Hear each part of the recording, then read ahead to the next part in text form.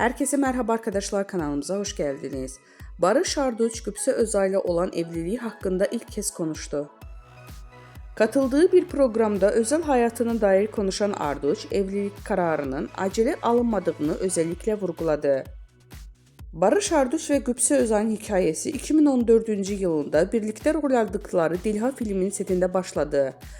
7 yıl süren bir birlikteliğin ardından çift pandemi döneminde evlenme kararı aldı. 2022 yılında Can Asya ile kucaklarına aldı ve ailelerini büyüttüler. Evliliğe dair en dikkat çeken sözleri ise ilişkide dengeye verdiği önem oldu. Barış Arduç, hayat sadece evlenmekten ibaret değil. Eşinizle sıkılmayı da başarabilmeniz lazım. Her şeyi birlikte yapmak zorunda değilsiniz.